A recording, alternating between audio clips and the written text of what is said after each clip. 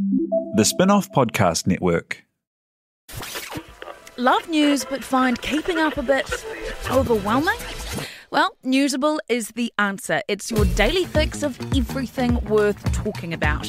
I'm your host, Imogen Wells, and in about 15 minutes, I'll bring you what you need to know from Aotearoa and around the world and explain why it matters. Newsable tackles the big stuff without taking itself too seriously. Listen and follow wherever you get your podcasts.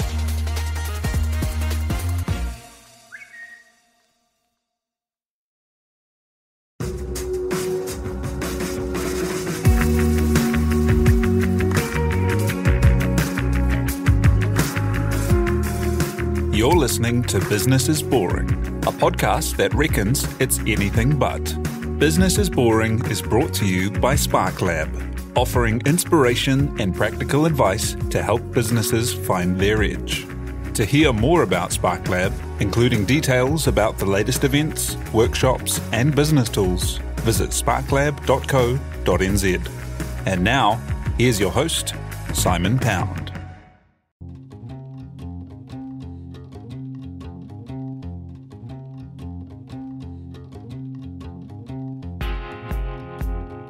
You're listening to Business is Boring, a podcast that reckons it's anything but. Business is Boring is made by the Spinoff with help from Callaghan Innovation, New Zealand's innovation agency. Here's your host, Simon Pound. You might have, like I have, got an email out of the blue from a friend asking you if you'd be keen to grab a piece of outdoor furniture or a scooter or a mattress comfort overlay thingy, or pretty much anything you can think of in order to help them fill up a container and get theirs and yours sent to you for a price way under what you'd normally pay. And then, like me, you've probably gone to the website to find out what on earth they're on about and found a lot of things you weren't previously aware you were in the market for, but look pretty good and are very well priced. And then you've probably fired off one of those emails yourself to another friend. If you're still with me and you don't know what I'm on about, the website is called Container Door, and it's an ingenious idea from a long-time entrepreneur with an eye for what people like, value for money, and the power of a brand at a good price. Ben Nathan is the CEO and founder of Container Door, and prior to that has taken many of the best-known brands in New Zealand apparel and found new homes, wider markets, and new opportunities for them. If you've been keeping an eye on fashions for a while, you'd know the brands Norsewear and Hero, Principles and Parker's Men's Clothing, all having found new leases of life with Ben. To talk the journey, the power of a brand, and sourcing things people just need to have, Ben joins us now. G'day, kia ora, thanks for joining us. Thanks, Simon, and thank you very much for having me this morning. Hey, so first up, tell me about the rag trade, something I'm fascinated in. How did you get started in it, and what was the rag trade like? It used to be a huge industry in New Zealand, didn't it? Well, it did actually. I got into the rag trade through my family, and my father was a New Zealand manufacturer back in the late 1960s. And my mother was the designer, and my father would go around and buy the fabrics and organise the production. And they'd travel around the world, and it was sort of, I grew up with family travelling, rag trading, and that was a very traditional manufacturing business. So it was manufactured in New Zealand, and they would go out and sell garments to some of the older retailers that there are not many left now, and all the independents through New Zealand. And then as I was growing up, and I found school a little bit difficult, and I ended up going into the rag trade, and my father sort of taught me, from a very basic, from a very start up through to getting on an aeroplane and sort of pioneering into China. He was quite an early adopter. And so by age about 23, I was jumping on an aeroplane 2 or 3 times a year and learning about China and learning about importing and learning about negotiations. And really that's what got me started into the rag trade. I was reading a thing the other day that was saying that in the 1970s, there were 26 different independent menswear stores just around the block around Queen Street in Auckland. And, we're so used to now all of the brands we see at the big department stores and on the big main street retailers being brands from overseas. But, all of those would have been chock full of individual New Zealand brands all made here at one point upon a time. Absolutely. And, so the industry has had huge change. And even from my era with my own apparel business, which I started in sort of the late 90s, it's been a huge change between then and now. And then if my father looks back and go, wow, what a change from the late 1960s through to when I started, it's just massive change. And for better or for worse, it's it's a good argument to sit down and have. You've got the demise of New Zealand manufacturers, New Zealand jobs, but then you've got the rise of cheaper garments coming to New Zealand, and lots of big retailers springing up, large retailers throughout the country, and there's some really good New Zealand retailers still around who've actually done well. One being obviously Barker's, which I was involved with just for a couple of years, but they were one of those retailers on the block that are still there. Tell me about what the big changes were, because the move to China for manufacturing, but it was kind of the first big wave of those big Aussie retailers coming in that were already, as far as I understand it, that were already produced overseas, that came in here and they had the Chinese production, they had the extra margin, and that kind of set off the first wave of dominoes of the small players here having to either change or die. Yeah, I can't really comment too much on the Australian thing. I wasn't really that involved in retail per se at that point. I was mainly in the sourcing side. But yeah, of course, I remember the days when it was another Aussie retailers arriving on our shores and everyone had their back up. But look, the world has changed so much now. You've got retailers, from all around the world, pretty much in every city in the world. You can travel around, the States and you can see Cotton On. There's Australian retailers everywhere. It's becoming just a global marketplace now. Yeah, it's like if you visit 4 shopping malls in a day, everything's the same in there, the same inventory, the same stores. And if you visit 4 cities in a day, it's just the same on a bigger scale. That's right. It can get a little bit boring. I mean, I do a lot of travel, so you walk out of your hotel, you hang a right, and you see H&M and Zara and all the big retailers, and then again, you're in another city 2 days later and it's the same thing. So yeah, no, you're exactly right. And one of the things that can be enduring even in change are the power of brands. And something you've done that fascinates me is you've taken a number of large brands in New Zealand's kind of fashion landscape and then given them new lives when they've either fallen on hard times or the owners have decided to sell. Tell me about that. How do you get into doing that? I don't sleep a lot, so I'm always thinking about new ideas and coming up, and I just opportunities present themselves, and it's something. It's an industry I knew very well, and I suppose that I saw an opportunity when these brands come up either for sale or. And I can say, hey, I can make that work. I can fit that into my overhead structure. I can get that going. And I tend to try and, rather than just jumping in and buying it, I'll go around and actually make sure I've got a market for it first before I spend any money on it. And once I got that, hey, we're keen to do business with you, Ben, then I'd purchase, one of the brands. And it's amazing. Every single time I've bought something, purchased a business or a brand, it's been very different, and it's the learnings that when you learn from either your mistakes or your failures, and think, I won't do that again. And then the next time you go and buy a brand or a business, you go, I remember from last time, I'm not going to do that. And it's so it's really character building, but you do learn a lot, and that's that is a really interesting way of building your business. You just keep on learning and looking at the opportunities. Tell me how something like that goes. People would know the names of Hero and Principles and Norsewear, and maybe the story of Norsewear, where you've managed to keep that going and keep the brand alive, even if kind of ownership changes, if manufacturing changes, if all kinds of things are changing. Norseware was an interesting one. It did fall on hard times. It's been going since the 1950s, and the brand is so strong throughout the rural community of New Zealand. And it was the opportunity was presented to me, and I thought, this is easy. I'm going to change the world. I'm going to get some stuff made in China, and it's going to be no problem. But in fact, manufacturing in New Zealand is not easy, and I lost quite a bit of money in the first 6 or 8 months learning about the rural sector and the nuances of that and the customers and it's very different from what I was used to, and I learned a lot, and that was sort of going through difficult times again, and I realised that I'm not an expert at New Zealand manufacturing, and I don't really know a lot about socks, which was the core business. So I ended up going to see the manufacturers, the factory that makes the actual socks here in New Zealand. I said, would you like to license the brand and keep it alive? You're a specialist sock manufacturer. You know what you're doing.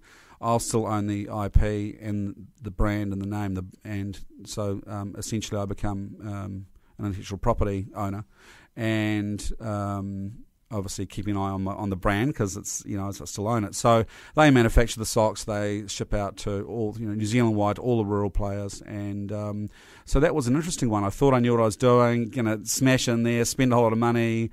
It didn't really work, and I had lots of people, salesmen on the road. So things change, and when you look at something, you've got to realise that it's not. You think you know what you're doing, but actually things can change quite rapidly. And so Norseware's still alive and well and thriving, and and it's a great New Zealand brand. It's also, and then some of these big brands as well, taking them that they've had a big high street retail presence, and then they've sailed too close to the sun, and then next thing you know, you're able to give them another life into department stores. Yeah, so there was some, and it's for a raft of different reasons why people either decide to retire, or the business is failing and they just want to get out, or it might be a receivership. There was one brand, Principles, where the owners, they had plenty of money. They just like, hey, we've had enough of retail. We want to get out. We're going to close the stores down just slowly. And so I ended up doing a deal with the owners of the Principles women's wear brand.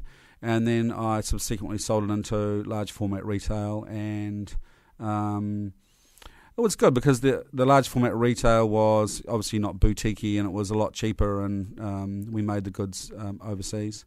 But that did allow other consumers who coveted this brand, loved this brand, who could never afford it. Now it was available for the masses at not the masses, but available for people who were wanting to buy this. That was aspirational, and now it was affordable. So that worked really well, and that was my strategy really for a few of the brands that I purchased. And so that was taking kind of deep experience in sourcing overseas and being able to pull together ranges and get them designed and made, to the same quality at a lower kind of price kind of idea.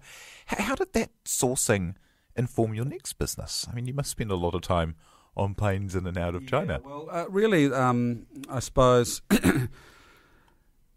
my business was starting to. This is maybe 10 years ago. I was up in China, and I was in a factory that were making some very well-known brands, those feather down jackets. And back in those days, that was the hottest thing, and it was new. Now they're everywhere. But and I saw these jackets going through the production lines. I think it was for Patagonia or North Face, or one of those big American brands. And they had a ticket on the back of the neck, a retail ticket saying $400. And I'm, whoa, this is crazy. And I asked the factory to look at the cost price. What are they paying for it? What are these guys paying for it? And I don't remember the exact figures, but it might have been $60 US or 65 or something like that. And I'm saying, well, 65 is the factory price. The retail price is 400. There's a whole lot of money in between. Someone's either making a lot of money or and I sort of had this thought about why can't consumers, or one day, surely consumers will be able to group together like as a community and purchase the same item. Okay, it's not going to have the brand on it, but it can be the same fabric and the same specification. Surely they can buy it from the factory themselves for maybe $75 or just a little bit more, and and get the same product pretty much. And so I went back to the hotel room and I started sketching down these ideas. This is 10 years ago. And I came up with a name, container. I was trying to think about consumers filling containers together, and then once the containers were full, the doors would close, and then and then we could ship it to people's front door, and so I came up with the name Container Door. This is in a hotel room, like 10 years ago, and I just started thinking about that, and I wrote down all the categories, and I thought we could do sports goods and apparel and homewares and furniture, and I started to get overexcited, which I tend to do, and I put that bit of A4 refill, wrote it down, put it in the bottom drawer, and I thought, well, the timing's not right. I've got a great apparel business, but one day I think this is going to change. And sure enough, about 5 years ago, my wholesale apparel business started to turn, and my turnover was dropping away. I was selling to the big retailers here in New Zealand, and I was selling, large, like I was selling 200,000 pairs of jeans a year, and I was doing all sorts of baby wear programs and women's dresses, and we had a big business, medium-sized business for New Zealand, and my turnover was going down. I was losing programs, and I'd get a phone call or an email and saying, "Oh, that denim program now we can find it cheaper. We're sourcing it direct from China. We're not going to buy the jeans off you anymore." That might have been a $5 million deal that would just drop off my turnover. And then a few months later, that t-shirt program now, hey, do you know what? We can get it cheaper ourselves. And all of a sudden, I was getting cut out because my retailers, my customers, were going directly to China themselves. It was easier. China was coming a lot more easier. You can jump on a plane and get onto a train, and next thing you know, you're in a Chinese factory. And so my business was going downhill pretty quickly, and I had to lay off staff. And so it's like, whoa, I've got a couple of years left, and I'm not going to have much of a business. It's just going to fall away. So I pulled out that little bit of paper in the bottom drawer and dusted it off, and I had this Container Door and these ideas. And so I thought I'd go my next trip to China. I will go and have a look at some factories that aren't apparel, and I'm in the market for a sea kayak. I love fishing, so I thought I'll spend half a day or a day visiting kayak factories, which I did, and found these two, found out of the three factories, I found one that was shipping a lot to Australia, really good quality. They would sell 20,000 a year to Aussie, and I thought, well, if they're good for Aussie and they've got great customers, it's good, it's a good quality kayak. So I asked to buy two of them for myself, and they're like, no, you're not having two. You need to buy a whole container. We're not making two kayaks for you. And so I did the pricing, and I rang a few mates, and I said, who's up for a sea kayak? They're about $1,400 in the sports retailers here in New Zealand for a equivalent Chinese-made, good quality kayak. How about I can do it for $400? And I had mates going, well, I didn't really think I was going to be in the market for a sea kayak, but hey, do you know what? $400. If I don't like it, I'll put it on Trade Me and I'll make some money out of it. So I had a whole lot of yeses very quickly. So I didn't actually buy any kayaks right then. I thought, I'm going home and I'm going to start up a website. My idea, I've got to start this website. So I came back to New Zealand. I rang around, found someone to help me build a website, and that took about 8 months to build it and play around with it. And then I launched Container Door with a kayak deal, and I sold out a container within, I think, a day or something. I sold a container of kayaks just like that at $499, and the market was $14.99.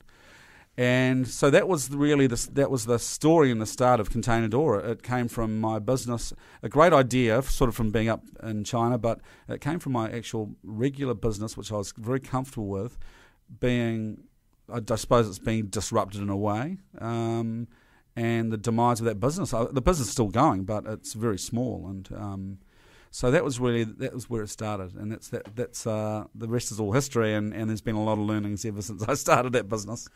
There's something really interesting there in your business is getting disrupted because people are going straight to the customer in China. And so your reaction is to go, oh, I guess if this is the trend, I'll help people go straight to the source in China. Absolutely. And that's really, I suppose when I look at the business and what I aspire to is communities of people. So it's not just a whole lot of people online, but it's communities of people who should be able to buy products that they love and want from the factories that actually make it. So, and it's not just about importing product in China and putting it on the website and hoping it's going to sell. It's about communities also telling us what they want, and they might want a hand-built Italian espresso machine, and you've got these coffee nerds who love coffee, and I want this. This is the way I want it built, and blah. And all of a sudden, you've got this community, and we help them. We connect them with a bespoke Italian coffee machine maker, and sitting in Italy, and we can connect them. And so it's really about any manufacturer, whether it's New Zealand manufacturer, China, America, wherever.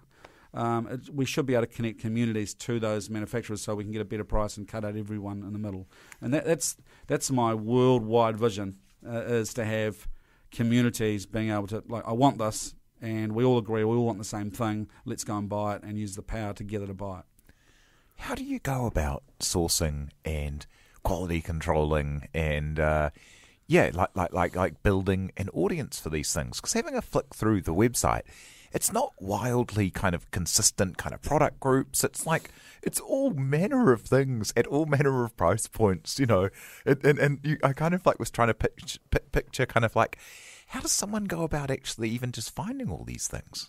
Well, that's right. Well, so we, that was the funny thing when people say, "Oh, have you been onto Container Door? There's a barbecue, and then next to it for sale is a bed, and then next to that's a set of champagne flutes." So it's it is quite funny. But we, as we grow and as we raise more money and we're putting more money into the business, we can hire category buyers, which we've just done recently. And now you'll start seeing, okay, here's a camping category, and there'll be a whole lot of camping stuff. Here's a fishing category. Here's homewares. And then the website, once we get around to it, because we've got a lot of things to develop on the website, you'll see it in blocks. So you'll just maybe you'll log on, and the first thing you'll see is all homewares. You just scroll down until you find what category you're looking for. So that'll settle down. That's just I think what you see now is a function of a startup finding their way, and so we basically look around and get a gut feel for what we think people want. Plus we get our community telling us what they want, which is really interesting. And I suppose that's how the communities are then built. So we've got a great barbecue community, and they're really engaged, and they love talking about barbecues, and we're going to have events, and so. And I suppose they let you know pretty quickly if the goods aren't up to their standards and don't consider them value for money. 100%, and actually when we can put something online and we might not sell anything, or might sell one or in 2 weeks, and that's the proof in the pudding. Why isn't it selling? They don't like it because the price, they don't like because the quality, they don't like it maybe because it takes 2 months to get here. I don't know, there's something that doesn't, whereas other things we can put online, and man, we just cannot keep it, it's just flying. We can't sort of produce it fast enough, and they're amazing. So it's really interesting and to then drill down and ask these communities why. Like, why didn't you like it? And that is such a great tool to have. It's such pure market feedback that nothing gets initiated until the market, enough people to make it worthwhile financially, say yes.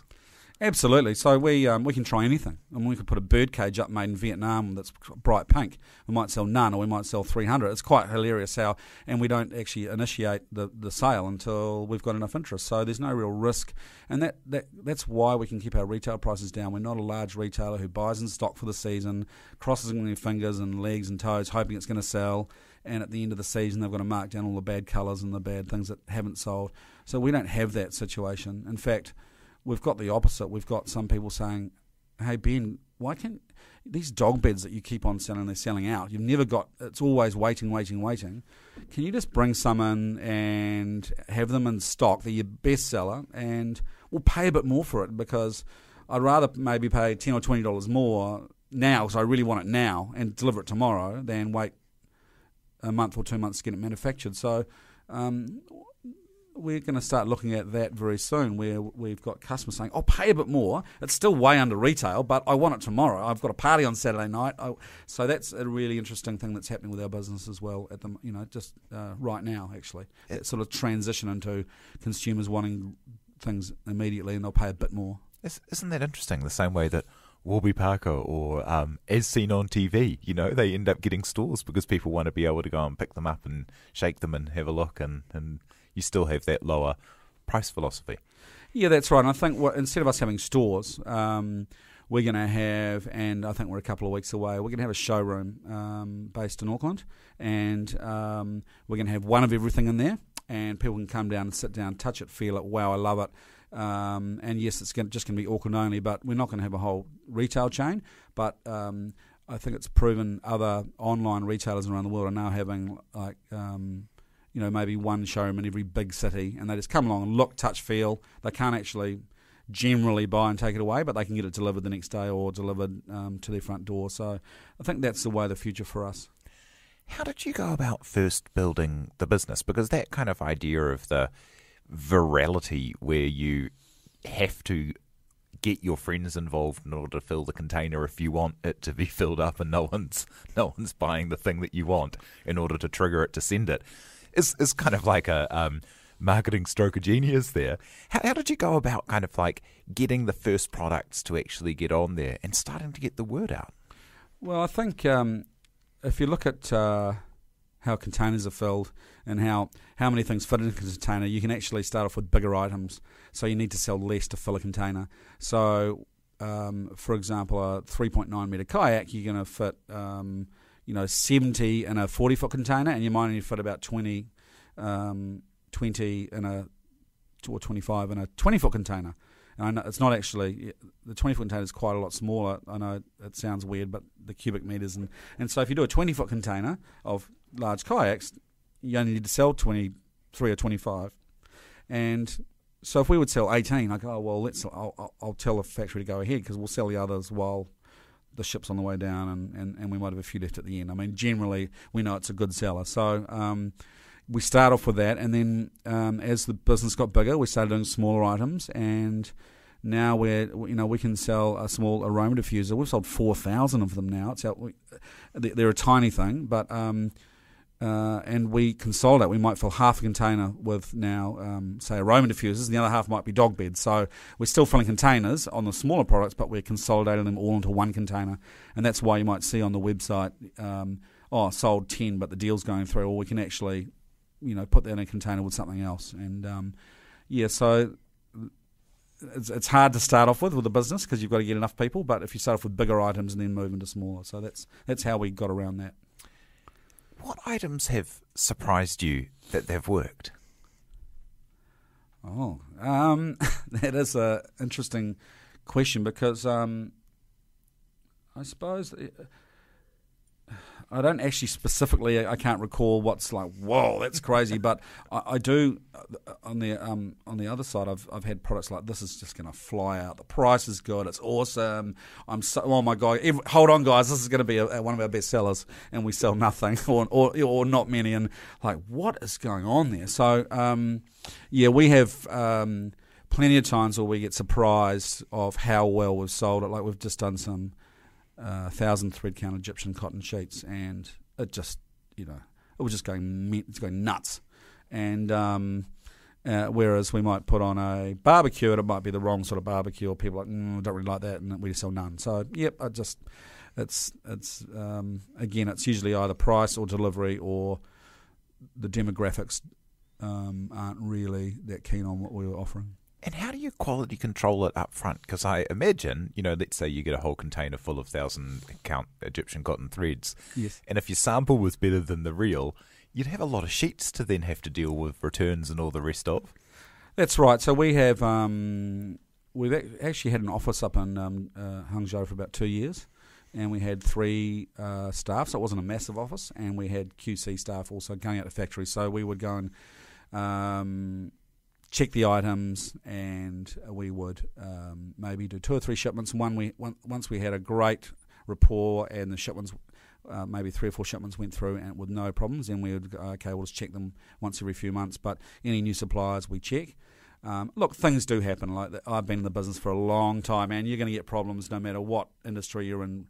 So, that's why we offer a money-back guarantee. Don't be scared if something happens. Ring us up and we'll sort it out. And that's I think, a great part of being a New Zealand-based business. You got someone to call. You can come and see us, and that's that is great about, I suppose, people. Getting them more comfortable buying online to know there's some backup there, and so we do our quality control as best we can. Because I guess you've really got to lean into that, because there's scepticism naturally in something that's cheaper than where it is elsewhere, and also if it looks similar to a branded thing but maybe isn't branded. And I mean, there is a mix, of course, on the website of branded things brought in less expensively as well, but also kind of similar but not. Yep, sure. And that is another interesting thing. Like we do a Kamado barbecue, which is actually, Kamado is a style of barbecue. And there are quite a few brands sold throughout the world, including New Zealand, of very expensive Kamado barbecues, and even in America. But the Kamado barbecue we purchase is the factory make for some very good brands, and they're shipped throughout America mainly. And we're way cheaper. They're on Amazon. We're way cheaper than them. It's the same barbecue. It just hasn't got their logo on it, and there's no, that shape's sold all around the world, so people can't say, you can't sell that shape.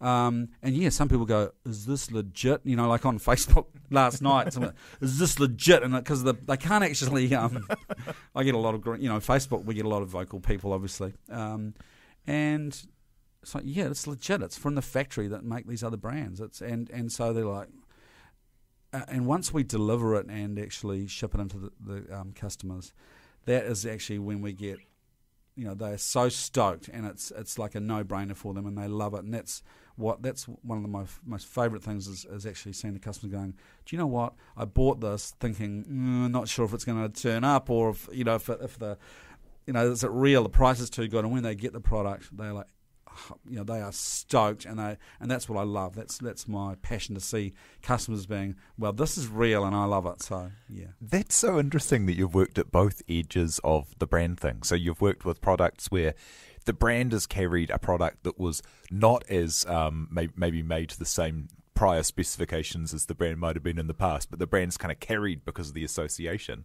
And then you've got the opposite end, where the product is carrying the lack of brand. Yeah, absolutely. It is really interesting.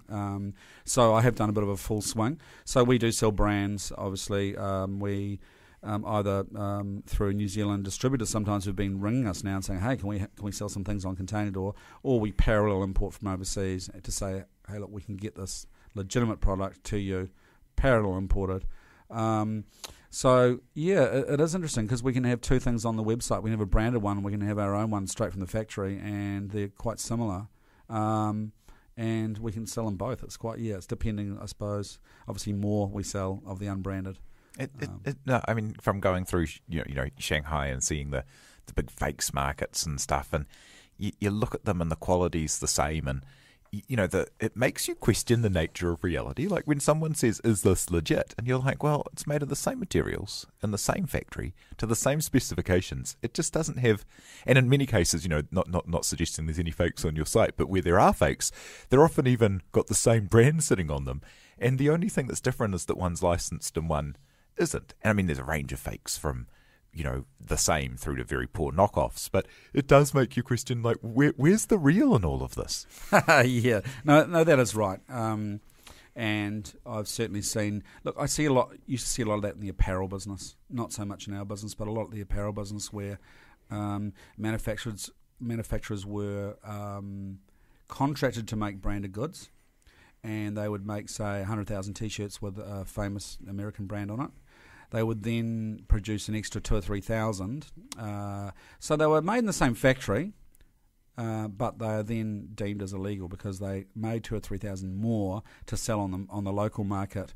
That is illegal. You can't do that because they're profiteering from that. And there's the there's brand protection teams now from these big corporates around the world, pretty much checking every label, every cotton thread. It's amazing how, and that's a big problem. That has been a big problem, and I've seen it, and I've worked with some of the guys overseas who run these programs, and it's a big problem. Yeah. In terms of your expansion, so last year you raised some more money and then expanded into Australia. But it wasn't your first time, was it? Because I saw online, and I love this, you saying that it was your second launch into Australia because the first time you launched for a day and then you turned it off. What happened there? Yeah, we thought Australia was going to be really easy, and we said, we'll just turn the website on and we'll start cranking away, and we'll spend a bit of money on some Facebook advertising, and we were only about a year old, and so we were all cracked up, and we turned the website on, and we sat there and said, right, let's spend 10 grand on Facebook advertising and really give it a hammering. We were in our infancy then.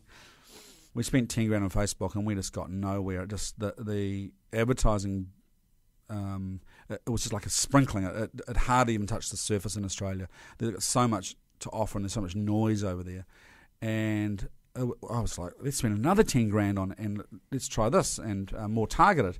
And it just wasn't, the product was great, but we couldn't get anyone to visit the website. And so I said, turn it off, we're running out of money. So we turned it off. And, I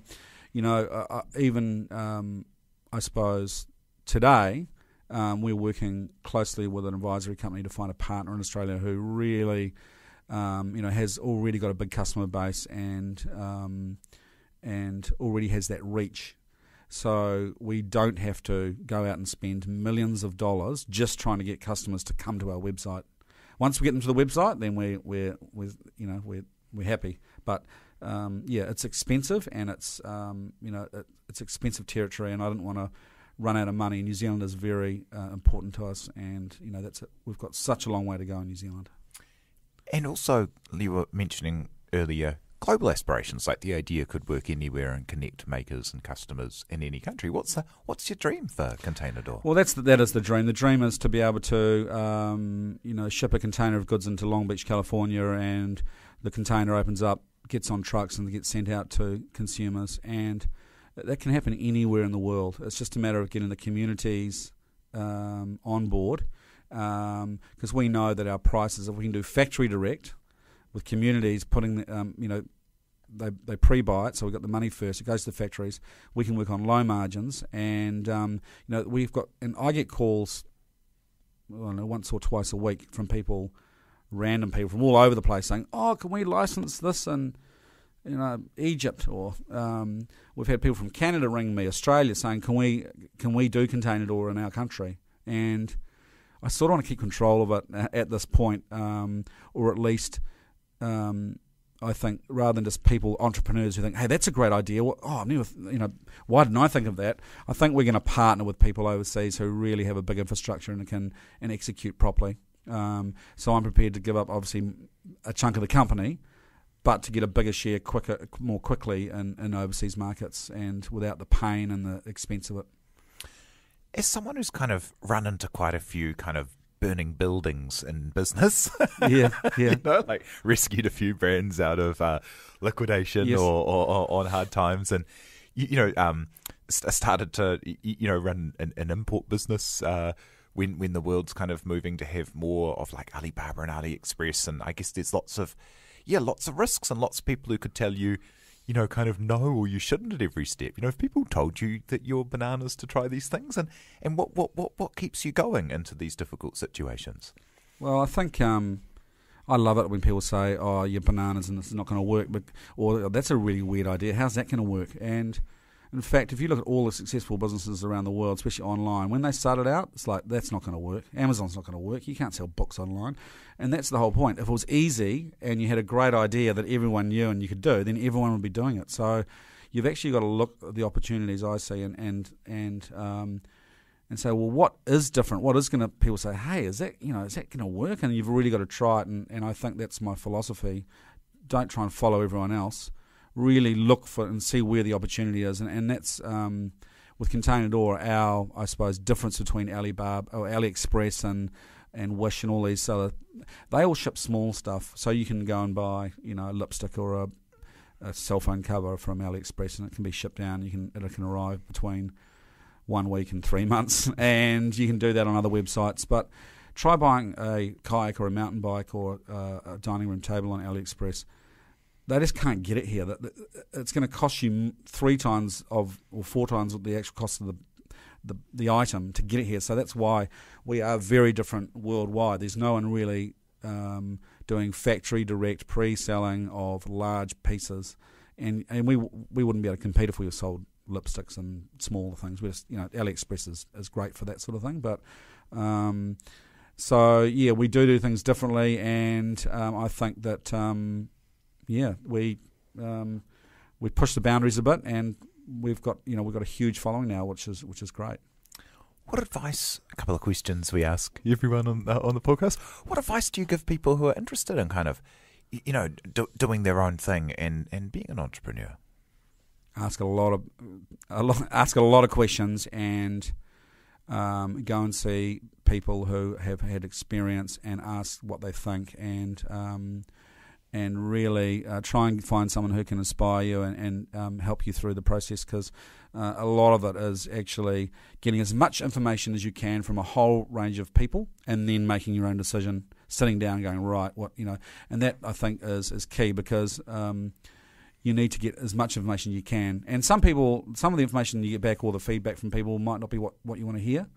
And you say, do you know what, I don't think they're right. But you need to have a good range of feedback and help, I think, to then be able to make your own decision on what you think, your gut feel, and what you think you should do. And as a final thought, what's your definition of success, having had quite a few different kind of peaks in the career? Oh, that's a difficult one. I think success is so individual. Every person, success is so different. And for me, success, I don't see it as any one thing. I think I see success in a whole of even things that happen in the month, in the year, in the day even. And I look at success as having a whole lot of failures and learnings, and that gets you to your success. So it might be a marketing program you're doing at work, and you've had 3 goes at doing it and it's failed, and then you've used the learnings from those 3 failures, and you've done a marketing program that's absolutely hit out of the ballpark, and that's a success. And the only reason we've had that success is because we've had to fail 3 times to get there, and that can happen in all facets of life, within your home life, your work life. So success is not about sitting on a super yacht and you've got a Ferrari parked outside, and I don't really see that as success. Success is actually a whole lot of stuff throughout your life, ups and downs all the way through. And if you can get a few more successes and learn, then if you can pass that on to other people, then that's great. So, yeah. That's awesome. Thank you so much, Ben Nathan, CEO of Container Door, for joining us today. Awesome. Thank you very much for having me. Thank you so much to Tina Dill for producing, for Callaghan Innovation for supporting the show as ever, and for you for listening. Thanks for having us along. You've been listening to Business is Boring, presented by Simon Pound, and brought to you by the Spinoff and Callaghan Innovation.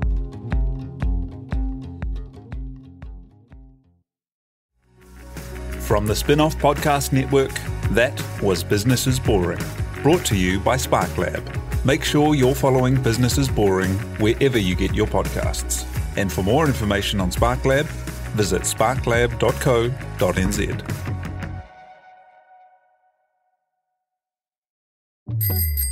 Ready to rediscover the joys of cycling? With over 300 kilometres of cycle paths across Tāmaki Makaurau, jumping on your bike and going for a ride is such a fun way to discover the city from a different perspective. Cycling is getting more and more popular across Auckland, so now's a great time to join the hype and give cycling a go. Head to at.govt/cycling to find your nearest cycleway today. The Spinoff Podcast Network.